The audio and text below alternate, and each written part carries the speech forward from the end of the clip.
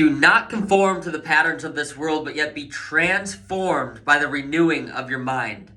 That is one of my favorite Bible verses because it speaks to everything that our culture is trying to do to us right now. It speaks to all the brainwashing that we get constantly thrown at us by the media, on social networks, by even our family and friends. We're constantly bombarded with messages of truth. Now, when it comes to truth, what you believe to be true impacts and influences the way that you live your life. If you believe a falsehood to be true, it's still false, but it's going to change the way that you live your life. One thing, as I was growing up, my parents developed me, they raised me with a system of values, they raised me with a system of standards that as I got older and as I put those standards to the test and I really put them up against alternatives that other people deem as true, I ultimately came to the conclusions of what truth ultimately is. And in my life, there's no shaking my conviction in what I believe to be truth to be. That's in all my areas of life. Anything that I have firm conviction in that really matters in my life, there's no convincing me otherwise. Now, I know I don't know everything. One area of life that I believe that we have been brainwashed as a culture is this area of healthcare. It happens to be the area that I work in. It's why I work in this area, because I believe that we have been brainwashed, and I believe as a part of this area that it's my job to help point people in the right direction, in the direction of truth. And in my opinion, there's not very much wiggle room. I think truth is always going to win out. Truth is always going to win out in any area. So here's the thing. Right now in the United States of America, what we spend on healthcare is number one in the world. You can add up the next 10 countries, what they spend on healthcare. It doesn't equal what we spend. Yet we're ranked 37th in overall health. 37th in overall health, we spend number one.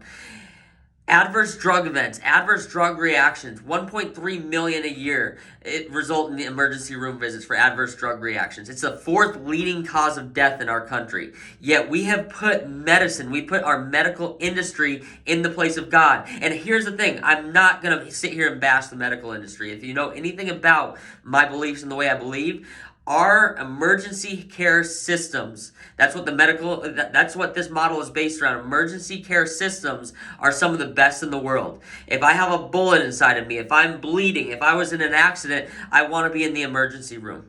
But they operate under the exact same principles that we operate in my chiropractic office. When there's a bullet, they take the bullet out. When there's a laceration, they sew you up, they clean the wound, and then they send you home and tell you to heal. Because there's nothing that they can do inside that hospital. There's not anything the best doctor in that hospital can do to help your body heal. It has to do that on its own. That healing power is already inside of us. It's already inside our tissue. It's inside our brain, sending signals down through your spinal cord, out through those nerves. It's a part of the universe. It's the exact same intelligence that knitted us out of two cells. It's the exact same intelligence that is creating all things in existence, the trees, the wind, the matter, anything. It's the reason that Earth spins around the sun. That power, that intelligence created you out of two cells, and it's not going to quit until the day that we die. That same power, that same intelligence is what allows your body to heal, function, and operate the way it does. I believe using that system, that sick care system, as a means of healthcare is disrespectful to our Creator. And this is why. Our body knows every single trillions and trillions of cells in our body knows exactly what to do to maintain itself in existence. And when we think that we can heal ourselves by taking a medication, we think that we can control our physiology by taking a medication, we're stepping on God's toes, we're stepping on these natural processes, rather than finding the reason why that's like that in the first place, removing the interference, removing what your body needs to actually heal those areas. If your doctor doesn't pay reverence to that which created and thus heals your body, you need a new doctor. You need a new doctor. If your doctor is constantly, sits down in front of you, throws medications at you, doesn't talk to you about what actually causes your body to heal and function, you need a new doctor. You cannot medicate your way to health. You cannot vaccinate your way to health. I think this last pandemic has come across and shown this to everybody.